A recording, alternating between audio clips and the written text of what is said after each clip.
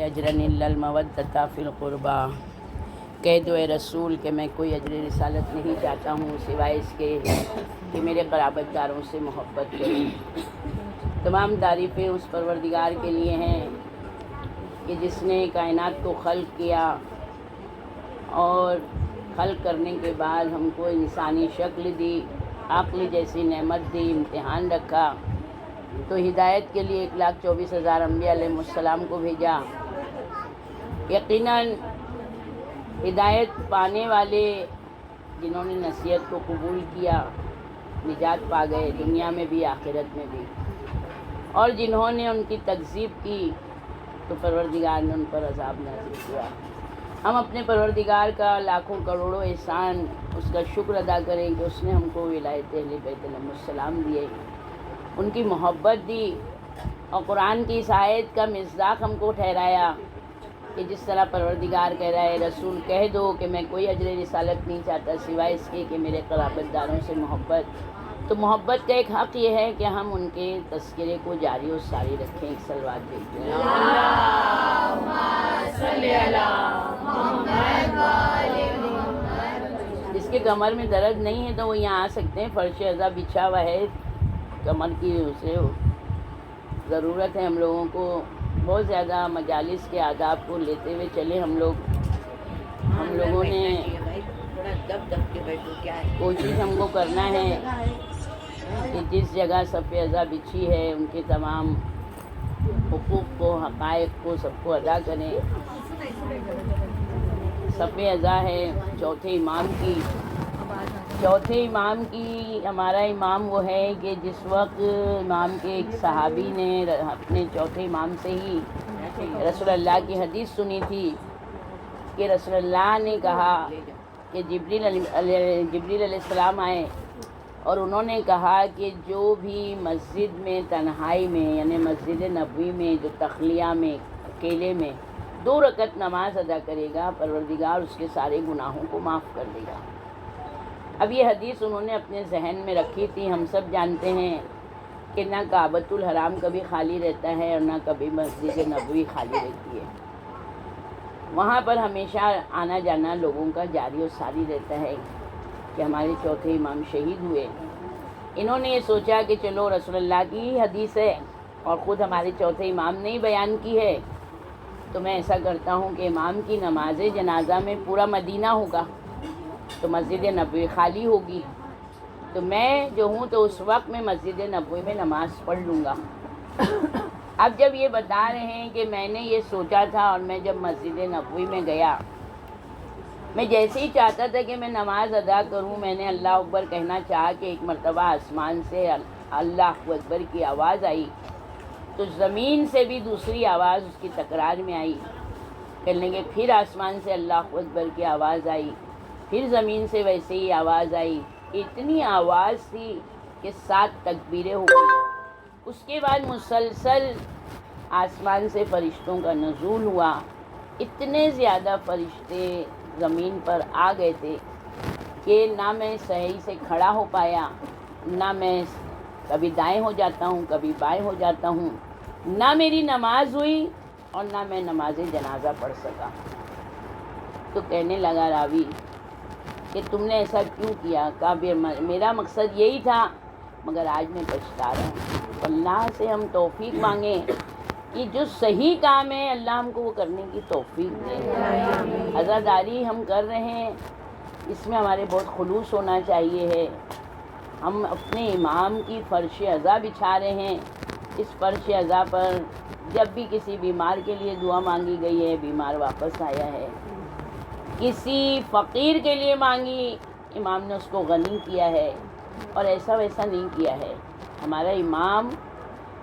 ہمارا امام ہے ہی وہ عادی جو ہر طرح کی ہدایت کرتا ہے۔ ایک صلوات میں اللہم صلی علی محمد و آل محمد۔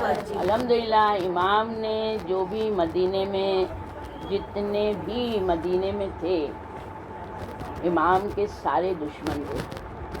کسی کا بیٹا کربلا میں تھا مخالف فوج میں، کسی کا باپ تھا، کسی کا بھائی تھا، کسی کا شوہر تھا، یعنی امام نے جو 34 سال مدینے میں گزارے ہیں تو سارے دشمنوں کے درمیان میں گزارے ہیں، مگر اس عالم میں کیا امام نے اپنے آپ کو تنہا کر دیا تھا؟ کیا گھر کے اندر قید ہو گئے تھے امام؟ نہیں، امام کا خاموش جہاد جاری اور ساری رہا۔ امام نے تلوار سے جہاد نہیں کیا، کیونکہ اللہ نے امام حسین علیہ السلام کی جو جہاد ہے اس کے بعد کسی امام پر تلوار کا جہاد نہیں ہے۔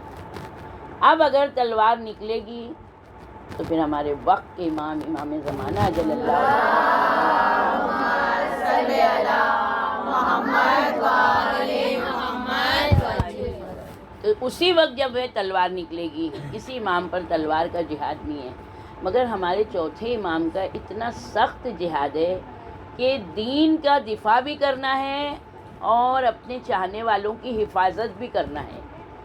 امام کے چاہنے والے عبد الملک بن مروان جیسا لعنت اللہ، ایسوں کی حکومت میں جب امام رہ رہے ہیں تو سوچو اتنے جاسوس ہیں وہاں پر کہ گھر میں اگر امام اپنی کنیز سے کچھ کہتے ہیں، اپنی زوجہ سے کچھ کہتے ہیں تو وہ خبر پہنچ جاتی ہے۔ اموی بادشاہ ہیں، بنی امیہ کے جتنے بھی حاکم ہوئے ہیں، سب نے ایک سے بڑھ کر ایک امام پر ظلم کیا، مگر امام نے صبر کا مظاہرہ کیا، امام نے اپنے مشن کو جاری رکھا۔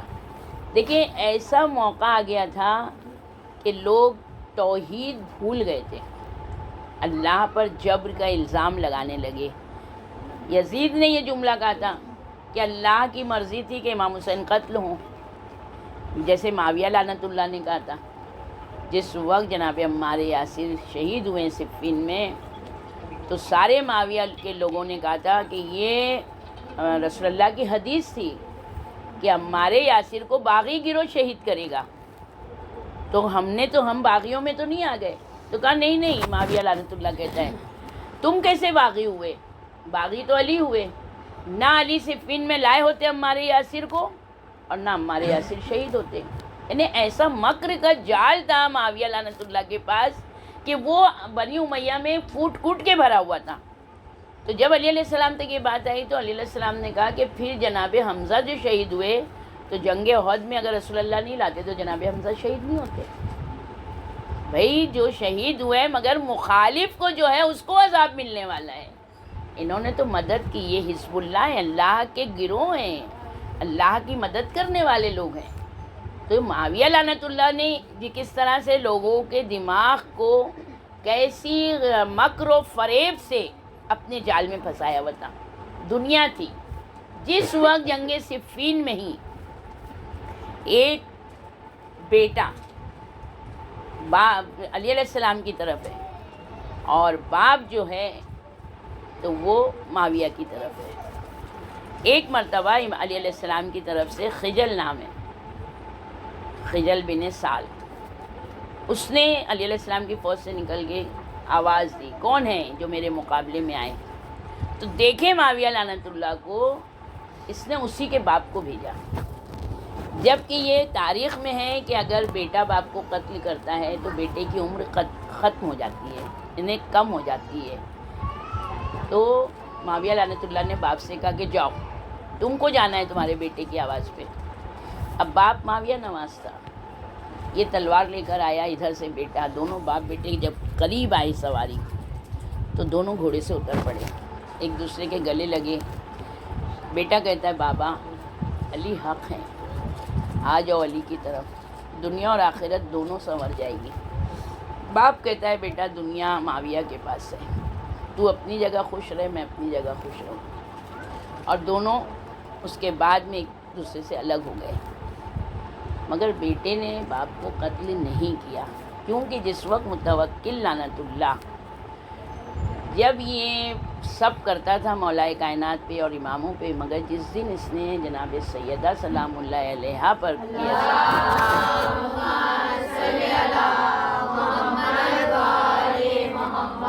تو اسی کے بیٹے کو ناگوار گزرا تھا، اور اس نے آ کے اپنے استاد سے کہا تھا کہ یہ بتاؤ جناب سیدہ کو برا کرنے والے کو کیا کرنا چاہیے، کہ اس کا واجب القتل ہے، اس کو قتل کر دو۔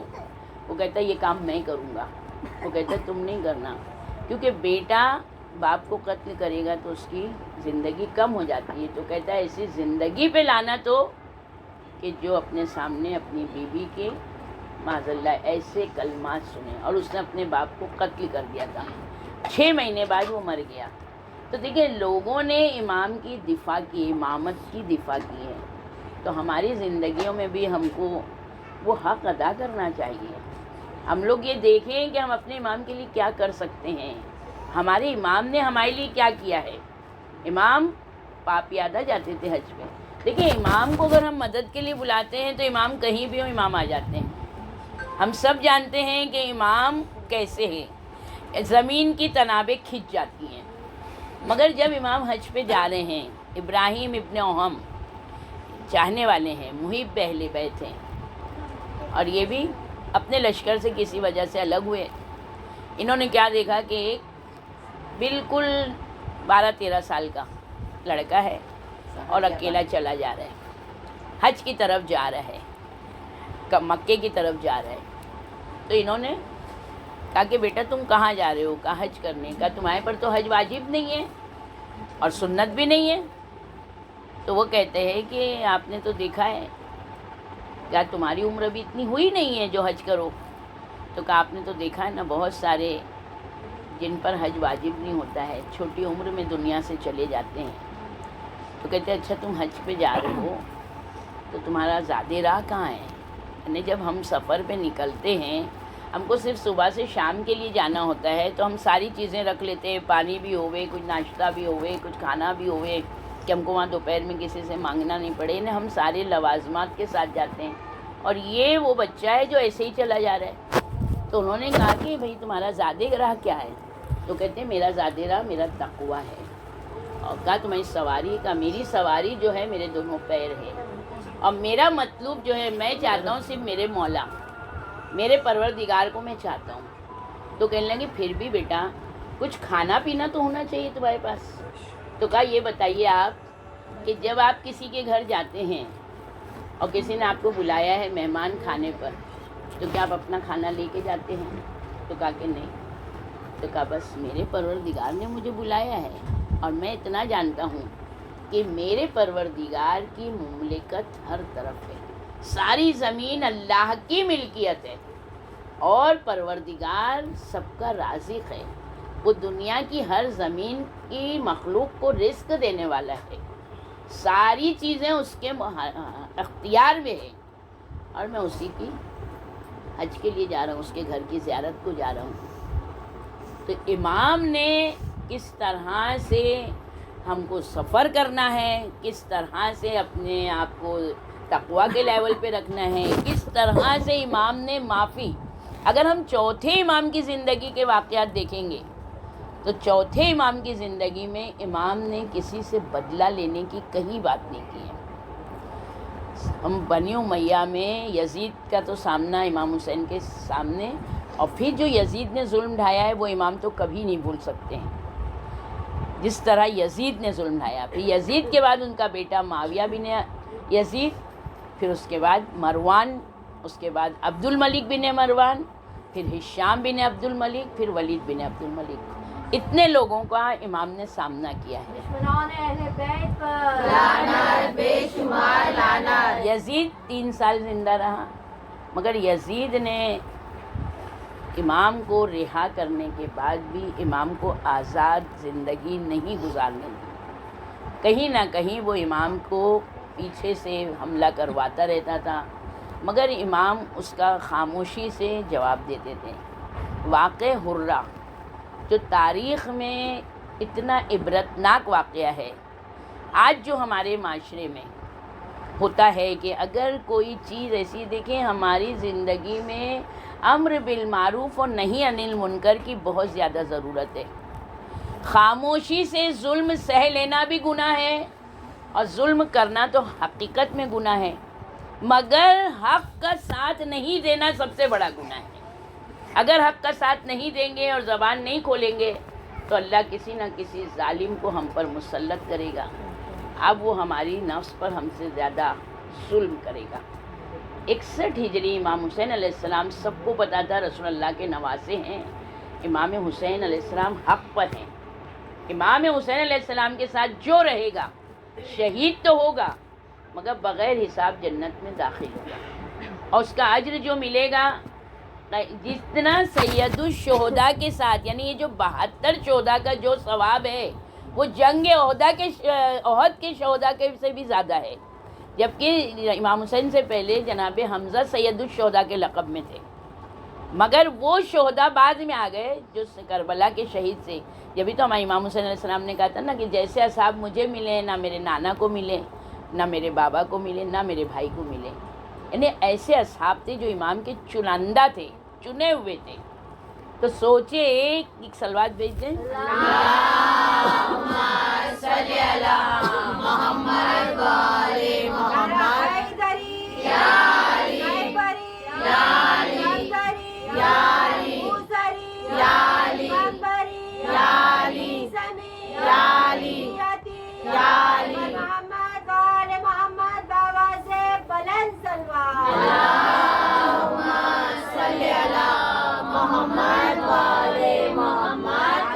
معجزہ اور ولی یا محمد یا علی. صلوات بھیج دیں.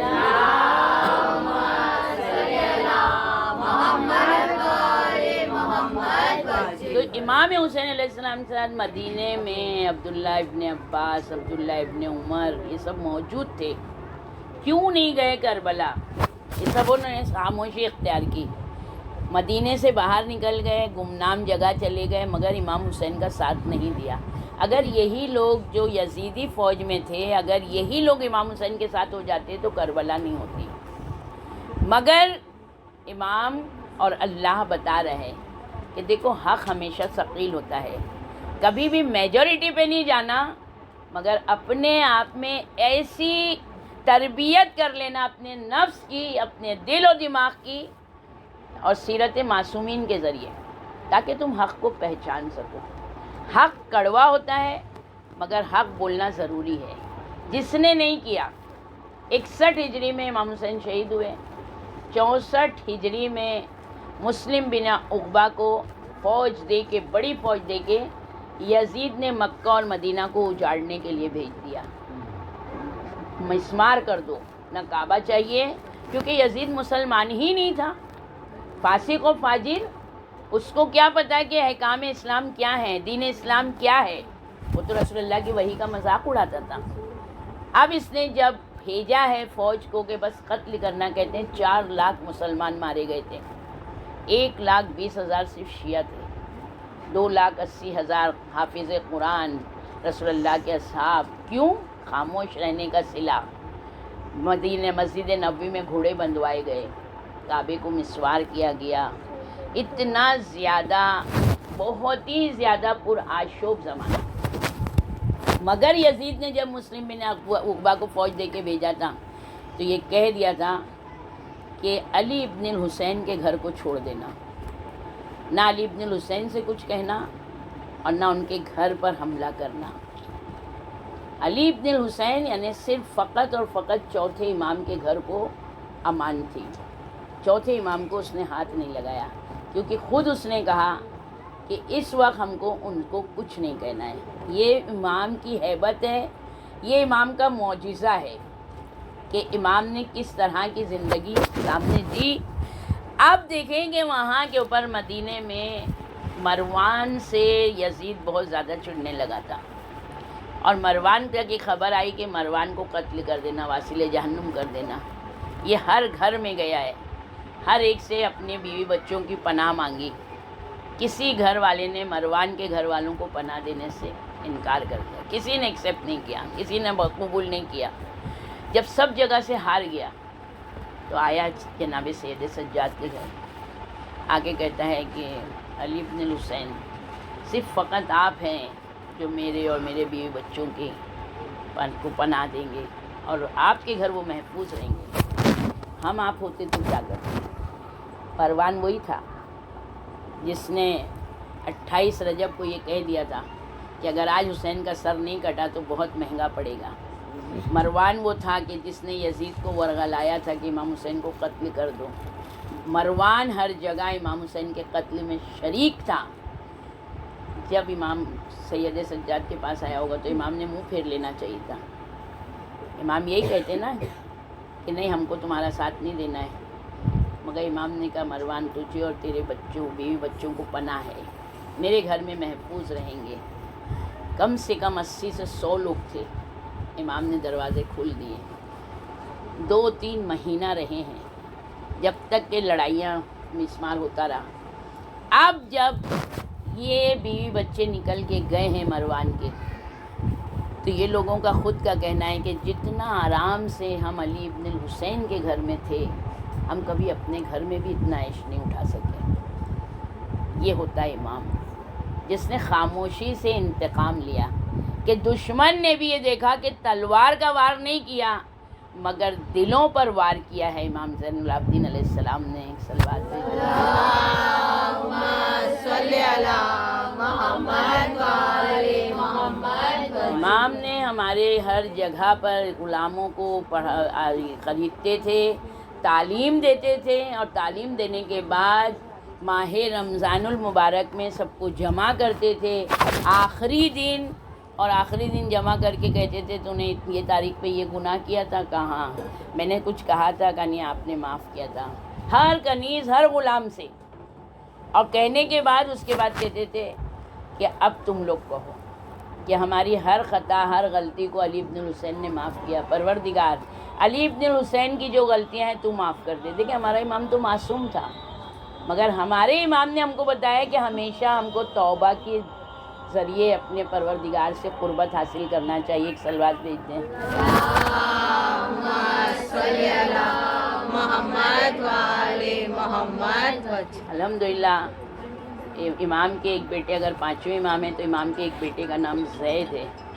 اپنے بیٹے کی شہادت کی خبر امام نے دی تھی کہ میرا یہ وہ بیٹا ہے کہ جس کے ہاتھ پیر کاٹے جائیں گے، سولی پہ لٹکایا جائے گا. بہت غربت والی زید شہید کی شہادت ہوئی ہے، بہت غربت والی.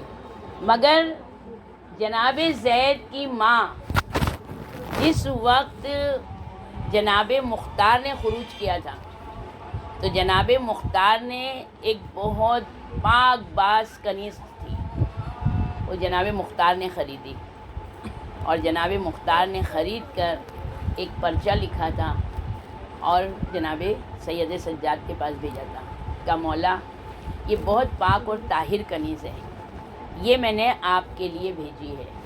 ادھر ہمارے امام نے خواب دیکھا کہ رسول اللہ خواب میں آئے ہیں اور رسول اللہ کہتے ہیں علی ابن الحسین اللہ تمہارا عقد کر رہا ہے جنت کی اس حور سے. اب یہ صبح میں جناب مختار نے وہ کنیز بھیجی تو امام نے اس کنیز سے کہا تمہارا نام کیا ہے؟ تو کہتی حورا. کہ رسول اللہ نے مجھے رات میں ہی بشارت دی تھی. اور پھر رسول اللہ نے کہا تھا کہ زید تمہارے لیے ہے، زید تمہارے لیے ہے، زید تمہارے لیے ہے. وہ حورا کا جو بیٹا ہوا تو وہ جناب زید ہوئے. جناب زید حق پر تھے، مگر جس میں دھوکنی کی جاتی ہے، جو لوہار لوگ جس میں لوہے کو گرم کرتے ہیں، وہ دھوکنی ان کے منہ پہ زندگی میں لگا دی گئی تھی اور ان کو اس طرح شہید کیا گیا. ہمارے چوتھے امام نے ان کی خبر دے دی تھی کہ اس طرح سے شہید کیے جائیں گے. سوچیں کہ ہمارا امام ہم پر اگر کوئی ذرا سی سختی آتی تو ہم کہتے کہاں تک برداشت کریں، کہاں تک، ایک سینے میں بھی دل ہے ہمارے، ہم بھی انسان ہیں. مگر ہمارا امام کیا نہیں برداشت کیا ہے ہمارے امام نے. جب ایک طویل ان کا دوست ہے، وہ کہتا ہے چل کے امام سے مل لیں، وہ کہتا ہے نہیں، کیونکہ وہ جو ہے تو چوتھے امام کی امامت کا معتقد نہیں تھا. دیکھیں امام حسین کی شہادت کے بعد بھی 2 فرقے ہو گئے تھے، خالی یزیدی اور حسینی نہیں ہوئے تھے. ایک فرقہ کیسانیہ ہو گیا تھا، آج وہ فرقے کا نام نہیں ہے. وہ فرقے نے چوتھا امام جناب محمد حنفیہ کو تسلیم کیا تھا، یعنی کیسانیہ فرقہ ہو گیا تھا. تو وہ شخص جناب محمد حنفیہ کو امام مانتا تھا، وہ زین العابدین علیہ السلام کی امامت کو نہیں مانتا تھا. وہ کہتا ہے ٹھیک ہے چلو جائیں گے. اب یہ جو گئے تو اس دن امام جو ہے تو بہت ریشمی قالین پر بیٹھے ہوئے تھے اور لباس بھی بہت امام کا قیمتی پہنے ہوئے تھے. تو وہ کہتا ہے کہ اگر یہ امام ہوتے تو ظاہر سی بات ہے نہ یہ ایسے لباس پہنتے، نہ ایسے فرش پر بیٹھتے، گھر بھی اتنا سجایا ہے. اس کے دماغ میں امام کے لیے الگ نقشہ تھا، وہ الگ نقشہ آیا سامنے. تو یہ چلے گئے. دوسرے دن وہ پھر کہتا ہے کہ چلو نا آج بھی جائیں گے. وہ کہتا ہے کیا کرنا ہے مجھے جا کے, مجھے ایسے کے پاس نہیں جانا ہے. وہ کہتا ہے چلو تو صحیح جائیں گے. اب جو گئے تو دیکھا کہ امام کا سیدھا سادہ کمرہ ہے, امام بورے پہ بیٹھے ہوئے ہیں, سادہ لباس ہے. جیسے ہی لوگ داخل ہوئے سلام کیا تو امام نے کہا اس کا نام لے کے کہ کل تم نے جو مجھے دیکھا تھا تو اصل میں میرا نیا نکاح ہوا ہے. میری بیوی کی تمنا تھی کہ میں اس طرح ایسا لباس پہنوں, ایسے فرش پر بیٹھوں, ایسے سجے ہوئے گھر میں, تو میں نے اس کا دل توڑنا مناسب نہیں سمجھا. یہ ہمارا امام ہے کہ ہم کو ایک ایک پہلو پر درس دے رہا ہے کہ کیسے شوہر بیوی کے ساتھ رہے اور کیسے بیوی شوہر کے ساتھ رہے. تو اسی طرح جس وقت جناب محمد حنفیہ کے سامنے چوتھے امام آئے, امام کھڑے ہوئے, میری جان آپ پر قربان میرے مولا, اور کہہ کے اپنے بھتیجے کے بوسہ لیا. تو جو چوتھے امام مانتا تھا وہ کہتا ہے مولا میں تو آپ کو چوتھا امام مانتا ہوں. وہ کہتے نہیں, یہ میرا بیٹا میرا بھتیجا جو ہے یہ چوتھا امام ہے. کہتے نہیں. کہتا بیٹا میں نے بہت پختہ دلیل لی ہے. کا کیا دلیل؟ کہا کہ جس وقت میں نے بھی, جب سب نے یہی کہا کہ مجھے مانا, تو میں نے کہا بیٹا میں ہی امام ہوں. وہ کہتے ہیں چچا جو چیز اللہ نے آپ کو نہیں دی ہے اس کی ضد نہیں کریے. ہم لوگ جو ہے تو حجر اسود کو حاکم بنائیں گے. کہا کہ حجر اسود پتھر ہے, کہ اگر پتھر نہیں بولا تو میں امام نہیں, کیونکہ میں پتھر کا بھی امام ہوں. امام ہر مخلوق کے امام ہے, ذرہ ذرہ امام کی امامت پر ہے. کہتے ہیں یہ دیوار اگر گر رہی ہے تو سمجھ لو یہ گرنا اس کا بتا رہا ہے کہ یہ اللہ کے ذکر سے اپنے کو روکے ہوئے. امام کہتے ہیں حجر اسود گواہی دے گا کہ کون حق امام ہے. تو جناب محمد حنفیہ کہتے ہیں ہم دونوں گئے حجر اسود کے سامنے. حجر اسود معمولی پتھر نہیں ہے, اسی لیے جو بھی حج یا عمرہ کو جائے تو اس کو جا کے بوسہ دینا چاہیے. اگر اندر منہ نہیں کر سکتا ہے تو باہر کے حصے پہ مگر اس کو بوسہ دینا چاہیے, اور یہ کہنا چاہیے کہ ہم نے اپنے عہد و میثاق کو پورا کیا. کیونکہ یہ حجر اسود جنت میں ایک فرشتہ تھا. جس وقت اللہ نے ساری روحوں کو خلق کیا اس وقت اللہ نے کہا کہ میں رب العالمین ہوں, میں تمام کائنات کا, میں ہر مخلوق کا پروردگار ہوں. تو سب نے کہا ہاں پروردگار. جس نے خوشی سے کہا وہ آج سب مسلمان ہیں, اور جس نے کراہت سے کہا وہ سب کافر ہیں. پھر اللہ نے کہا روحوں سے کہ محمد اللہ کے رسول ہیں. جس نے اقرار کیا وہ دنیا میں بھی محمد رسول اللہ کہتے ہیں. پھر اللہ نے کہا علی تمہارے امیر ہیں. جس نے اس وقت اقرار کیا تھا آج وہ سب شیعہ ہیں. تو وہ عہد جو تھا جتنا ارواحوں سے لیا تھا وہ اللہ نے ایک کاغذ میں کر کے اور اس فرشتے کو کہا نگل لے. اس فرشتے کو نگل لیا. اب جب آدم علیہ السلام آئے تو انہوں نے اپنی تنہائی کا پروردگار سے اظہار کیا, میں تنہا ہوں. تو دیکھیں یہ پتھر کی صورت میں جنت میں اللہ نے اس کو بنا دیا. جب اس میں عہد و میثاق کیا تو جناب آدم اکثر چلتے تھے تو ٹھوکر لگ جاتی تھی. تو یعنی ٹھوکر لگتی تھی, پھر اس کو ہے نا آدم علیہ السلام اس کو گلے لگاتے تھے, میری ٹھوکر لگ گئی تجھے. تو یہ کہتے تھے. اب جب اللہ سے دنیا میں آنے کے بعد تنہائی کر کے تو اللہ نے حجر اسود کو دنیا میں بھیجا. بہت زیادہ شائننگ تھی, وائٹ تھا. اگر کوئی بیمار شفا یعنی چوم کے مانگتا تھا تو اس کو شفا ملتی تھی.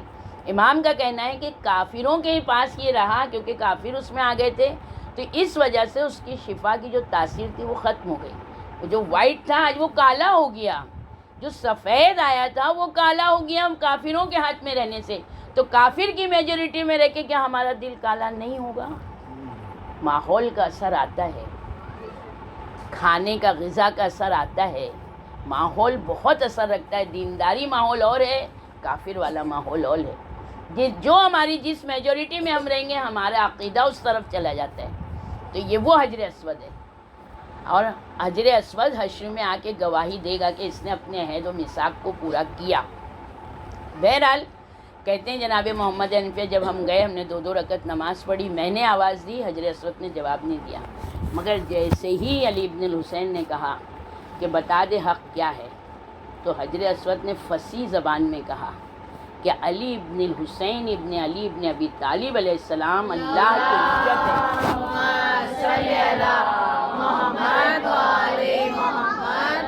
یہ اللہ کی حجت ہے، محمد ضد نہیں کرو، یہ تمہارے امام ہیں، امام وقت ہیں، تب جا کے یعنی یہاں پر جناب محمد حنفیہ بتانا چاہ رہے ہیں جو لوگوں نے ان کو امام بنایا تھا زبان سے نہیں مانتے تھے، عرب کے بدو تھے، مگر اس طرح سے گواہی دی کہ چوتھے امام نے جس وقت جناب محمد حنفیہ کے بارے میں لوگوں کو ہوا، مگر وہ فرقہ کیسانیہ باقی رہا، سالوں رہا۔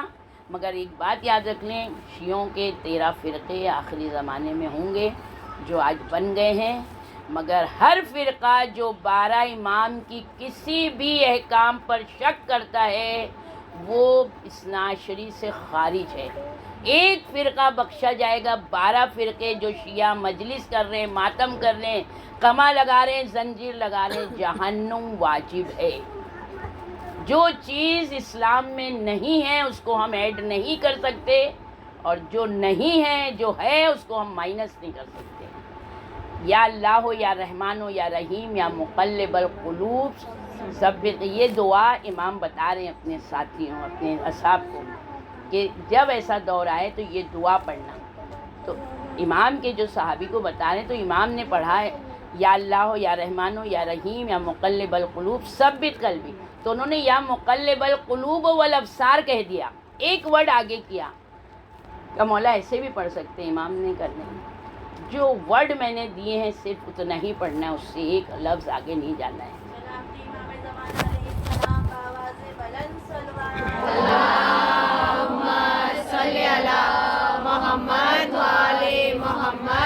آج ہم سلام یا علی مدد مولا علی مدد کر کے نہیں کر سکتے ہیں۔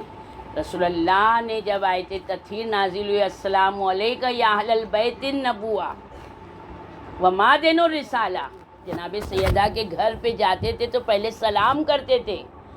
اگر السلام علیکہ کی جگہ پہ رسول اللہ نے یا علی مدد کا ہوتا تو یقیناً ہم بھی کہہ سکتے تھے، مگر رسول اللہ نے سلام علی آل یاسین، سلام علی آل ابراہیم، جب رسول اللہ نے سلام، قرآن میں سلام آیا ہے تو ہم اور آپ کیا بدل سکتے ہیں؟ ہم بدلیں گے تو جہنم میں جائیں گے۔ اسلام بہت پاک اور صاف مذہب ہے، مگر اسلام میں اگر بدعت کر لی تو بدعت حرام ہے۔ تراویح نماز ہے، مگر تراویح پڑھنے والے لائق لعنت ہیں، تراویح کو قائم کرنے والا جہنم کے پس ترین گڑھے میں جائے گا، کیونکہ رسول اللہ نے کبھی یہ نماز نہیں پڑھی۔ مولا علی کی خلافت کا زمانہ آیا، ماہ رمضان آیا، سب نے کہا یا علی نماز تراویح پڑھائیے۔ میرے مولا سے زیادہ کوئی نماز نہیں پڑھتا تھا، اب امام سے زیادہ ہے، امام کے باغ میں 500 درخت ہے، ہر درخت کے نیچے 2 رکعت نماز پڑھتے تھے، یہ درختوں کے نیچے تو 1000 رکعت نماز۔ ہمارے چوتھے امام جب صحیفہ کھولتے تھے کہتے تھے کون ہے جو میرے دادا کی طرح عبادت کرے، یہ وہ امام۔ مگر جس وقت اگر امام سے کہا تراویح پڑھیے، امام نے کہا نہ رسول اللہ نے تراویح پڑھی ہے، نہ علی تراویح پڑھے گا، نہ پڑھائے گا، خبردار۔ گردن پہ تلوار لے کے علی علیہ السلام کے کھڑے ہو گئے، جو بیعت کی تھی جنہوں نے کہا تھا کہ آپ ہمارے چوتھے خلیفہ ہیں۔ امام وقت کی قدر نہیں کی لوگوں نے، 11 اماموں پہ ظلم کیا تو اللہ نے 12ویں کو غیبت میں ڈال دیا۔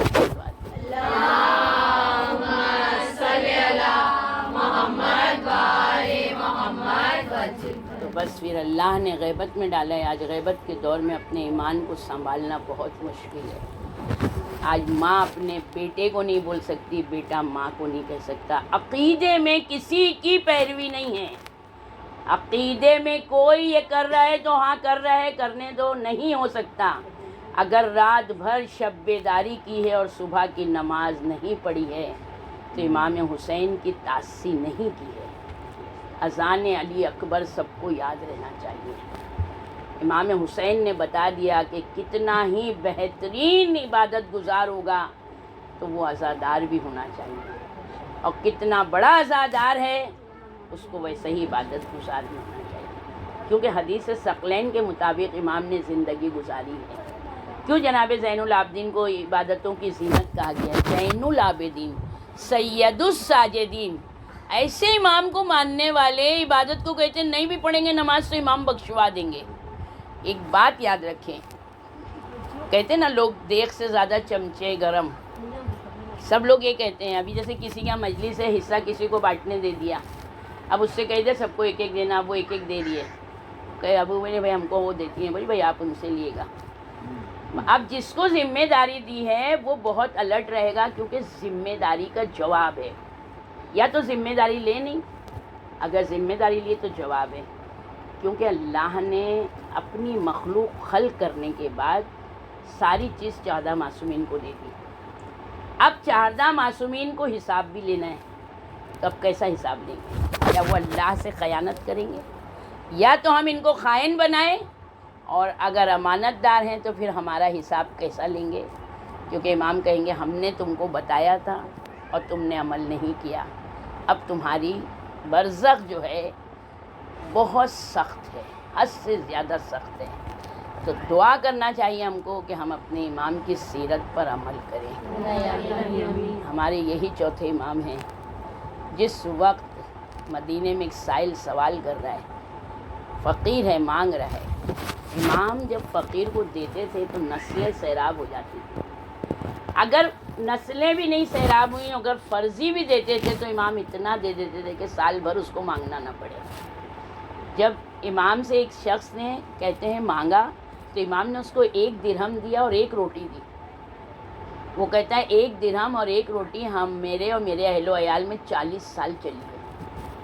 یہ وہ امام ہے نسلوں کو سیراب کرنے والا. وہی امام جب فقیر مدینے میں آیا تو امام نے اس کو دیا. جب وہ جانے لگا دعا دیتے ہوئے تو امام نے اس کو واپس پلٹایا. امام کہتے ہیں یہ بتا تو یہاں کے اوپر فقیر ہے، مانگ رہا ہے، کوئی اور پہچان والا ہے؟ کہتا ہے نہیں، یہاں میرا کوئی پہچان والا نہیں ہے. تو امام کہتے ہیں اگر مثلاً تو مانگتے مانگتے یہاں کے اوپر مر جائے گا تو کیا تو یقین رکھتا ہے کہ لوگ تجھے کفن دیں گے اور دفنائیں گے؟ تو کہتا ہے کہ ہاں میں مسلمان ہوں نا، تو میں یقین رکھتا ہوں کہ میری میت جانوروں کو نہیں کھانے کے لیے چھوڑیں گے، یقیناً وہ لوگ مجھے کفن بھی دیں گے، دفنائیں گے بھی. تو میرا امام کربلا کا رخ کرتا ہے، کہتا ہے بابا کربلا میں کوئی مسلمان نہیں تھا. ایک فقیر یہ دل میں امید رکھتا ہے کہ اگر میں مسلمانوں کے درمیان میں ہوں تو میں مروں گا تو مجھے کفن بھی ملے گا، مجھے دفن بھی ہوگا. میرا امام زندگی بھر ایک ہی بات سوچتے تھے، پھوپھی اماں جس کا جوان بیٹا ہو لوگ بیٹا کیوں پالتے ہیں؟ کہ میرا بیٹا میری میت کا سامان کرے گا، مجھے کفنائے گا، مجھے دفنائے گا، میری فاتحہ کرے گا. ارے یہ غریب بیٹا جس کے ہاتھوں میں ہتھکڑیاں، پیروں میں بیڑیاں ہیں، گلے میں توقے خاردار ہے، کس طرح سے پھوپھی اماں میرا بابا کا لاشا پڑا ہے. یہ وہ میرا غریب امام ہے. 11 تاریخ کو جس وقت شمر آیا ہے، کہتے اتنی بڑی ہتھکڑی لایا ہے، ہتھکڑی آ گئی، بیڑی آ گئی. کہتے ہیں جس وقت ہتھکڑی پہنائی ہے نا تو اس نے گلے کے پیچھے ہاتھ کو کر دیا تھا. اتنی تنگ تھی کہ میرے امام کا ہاتھ نیچے نہیں آ پاتا تھا. اس کے بعد اس نے بیڑیاں پہنائی اور گلے میں جو خاردار توق ڈالا ہے نا، سوچے جس وقت اگر کوئی ہم لوگ زیور پہنتے ہیں سونے کا نازک سا رہتا ہے، اگر ذرا سی اس کی کوئی کیل نکل جاتی ہے تو ہم کہتے ہیں ارے ہماری کھال زخمی ہو رہی ہے، یہ چبھ رہا ہے. ہم فوراً جاتے ہیں اور اس کو بدل کے لاتے ہیں یا اس کو صحیح کراتے ہیں. جس کے توق میں کیلوں کی طرح خار ہو اس کے گلے میں ڈال دیا گیا. اور کہتے زنجیر اتنی لمبی تھی کہ جو گلے سے باندھی گئی ہے، تو کہتے ہیں آخر میں میرے 5ویں امام نے اس زنجیر کو اٹھایا ہے. اس کے بعد ملعونوں نے ساری بیویوں کو ایک رسن میں، میرے امام کہتے ہیں سب کے بازو بندھے تھے، اتنی قریب رسی تھی، سکینہ کا گلا بندھا تھا. جس وقت اگر کوئی بیوی چاہتی تھی سیدھی کھڑی ہونا تو سکینہ کا گلا گھٹتا تھا، بیوی پھر جھک جاتی تھی. اتنی دھوپ تھی کہ کہیں پر بھی میرے امام کو سایہ نہیں تھا. کہتے ایک جگہ پر امام کا زیور اتنا جلنے لگا تھا کہ امام نے دیکھا کہ ایک خیمہ ہے اس میں ذرا سا سایہ ہو گیا ہے. امام نے آگے بڑھے, اس سائے کے نیچے کھڑے ہوئے. اب جو زنجیر کی اور ہتکڑی بیڑی کی آواز گئی تو اندر سے خیمے والا کہتا ہے کون ہے جس کی آواز آ رہی ہے؟ ارے اس کے غلام نے کہا قیدی ہے, حسین کا بیٹا ہے جو سائے میں کھڑا ہے. کہتے ہیں فوراً کہتا ہے غلام سے کہو کہ تم کو سائے میں بیٹھنے کی اجازت نہیں ہے. میرا امام کہتا ہے میں نے خیمہ تو نہیں مانگا, میں اس کے سائے میں بیٹھا ہوں, زیور ٹھنڈا ہو جائے گا پھر میں ہٹ جاؤں گا. کہتے ہیں غلام نکلا اسی وقت وہ خیمے والا آگے تلوار لے کے کھڑا ہو گیا. ساری بیویاں رونے لگی تو ساری بیویاں کہتی ہم دو رویا کھڑے ہوتے ہیں سید سجاد, ہم اپنے ہاتھوں سے سایہ کر لیں گے مگر تم ہٹ جاؤ خیمے کے پاس سے. یہ وہ میرا غریب امام جس نے کربلا سے کوفہ, کوفہ سے شام, میرے امام نے کس طرح طے کیا ہے. جس وقت خطبہ دے رہے کوفے میں یہی کہتے ہیں اہل کوفہ تم لوگوں نے دعوت دی تھی, میرے بابا کو تم نے خط بھیج کر بلایا تھا, میرے بابا کو بلانے کے بعد تم نے دغا کی ہے. تم جانتے ہو 3 دن کا بھوکا پیاسا فرات کے کنارے میرا بابا شہید ہوا, چھوٹے چھوٹے بچے ارے بے آب و غذا کے قتل ہو گئے. آج لاشا پڑا ہے, دھوپ میں لاشا ہے اور سر نیزوں پر بلند ہے. یہ وہ میرا امام ہے. اس وقت راستے میں امام کے پاس ایک صحابی آئے, سہیل ہیں رسول اللہ کے صحابی. ایک مرتبہ آ کے سلام کیا, امام نے جواب دیا, کہا آپ کہاں کے قیدی ہیں؟ امام کہتے ہیں انا علی ابن الحسین, مدینے کا ہوں. جھک گئے قدموں پہ, کہتے مولا آپ کی یہ حالت. امام آنکھوں میں آنسو بھر کے کہتے ہیں خالی میں ہی نہیں ہوں, میری پھوپھیاں, میری مائیں سر برہنا, یہ جو منادی ندا دے رہا ہے ساری رسول زادیاں میرے ساتھ ہے. نو کے نیزہ پہ سر ہیں سارے شہیدوں کے. ایک مرتبہ دیکھتے ہیں, سب طرف نگاہ کی, آہستہ سے کہتے ہیں مولا اتنا بڑا ظلم ہو گیا, عباس نے ساتھ نہیں دیا, عباس نہیں ہے مولا, اتنا بڑا ظلم ہو گیا. میرے امام کہتے ہیں میرے چچا کو کچھ نہ کہنا, میرے چچا نے وفا کی آخری منزل طے کی ہے. میرا چچا وہ ہے کہ جب تک زندہ تھا میرے بابا کی کمر سیدھی تھی, میرے چچا کو کچھ نہیں کہنا. کہتے پھر مولا سب کے سر نو کے نیزہ پہ ہیں, عباس کا سر نظر نہیں آتا. میرے امام نے ہتکڑیاں بیڑیاں سنبھالی, کہ اب جب تو پوچھ ہی رہا ہے تو جواب بھی چل کے پوچھ لے. آئے, دیکھا ایک گھوڑے کے گلے میں لٹکا ہوا ہے سر. آگے آئے, امام جناب عباس کی آنکھیں کھلی تھی مگر جب امام قریب آئے نا جناب عباس سے آنکھیں بند کر لی. یہ غیرت جناب عباس کی, کس طرح بھتیجے کو اس حالت میں دیکھوں, بیمار میرا بھتیجا. کہیں ذرا سا رکتے تھے میرے مولا تو تازیانے مارتا تھا شمر ملعون. امام آگے بڑھے, کہا چچا آنکھیں کھولو, میں آپ سے شکایت کرنے نہیں آیا ہوں. چچا یہ کہتے ہیں کہ سب کے سر نو کے نیزہ پہ ہیں, آپ کا سر یوں ہے گھوڑے کی گردن میں. سر کہتا ہے جس وقت 11 محرم کو سارے شہیدوں کے سر نیزے پہ بلند ہوئے, شمر نے جب میرا سر بلند کیا, میں نے نیزے کی بلندی سے شہزادی کو کھلے سر دیکھا. عباس کی غیرت گوارا نہیں کر سکتی کہ علی کی بیٹیاں بے چادر ہوں. غیرت سے سر گر پڑا, اس نے پھر بلند کیا, پھر گرا، پھر بلند کیا، 9 مرتبہ بلند کیا۔ اس نے غصے میں آ کے ایک کان سے رسی ڈالی ہے، دوسرے کان سے نکالی اور گھوڑے کی گردن میں لٹکا دیا۔ اب سوچیں، جب گھوڑا چلتا تھا پیروں کی ٹاپوں سے لڑتا تھا، گھوڑا سر نیچے کرتا تھا، زمین سے لڑتا تھا جناب عباس کا سر۔ کہتے ہیں جب رہائی ملی تھی اور جب سر آیا تھا تو جناب زینب نے گود میں لیا تھا۔ کہتے ہیں جناب سید سجاد سے، سید سجاد یہ کس کا سر ہے؟ کہ پھوپھی اماں پہچانا نہیں؟ کہا نہیں، کہ میرے چچا عباس کا سر ہے۔ زینب نے منہ میں منہ رکھا، میرا عباس تو ایسا نہیں تھا، میرا عباس تو قمر بنی ہاشم تھا۔ میرے مولا رو کے کہتے ہیں پھوپھی اماں، گھوڑے کی گردن میں، گھوڑوں کی ٹاپوں سے ٹکراتا تھا، کبھی زمین سے ٹکراتا تھا۔ اس طرح سے میرے چچا کا سر اتنا زخمی ہو گیا۔ یہ وہی میرا امام مدینے میں جب تک رہے، میرے امام کوئی بھی قصائی اپنے دکان پر پردہ ڈالے رہتا تھا۔ ایک دن 2 سر نظر آ گئے، فوراً دوڑتے ہوئے گئے، کہا یہ بتا تو نے جانوروں کو ذبح کیا تھا، پانی دیا تھا؟ وہ کہتا مولا ہمارا دستور ہے، ہم جب جانور کو جب تک کہ دانہ اور پانی نہیں دیتے ہیں ہم ذبح نہیں کرتے ہیں۔ کربلا کا رخ کیا، ہائے بابا، جانور بھی شیر ہو کے ذبح ہوتے ہیں، آپ بابا بھوکے پیاسے، ظالموں نے آپ کو شہید کر دیا۔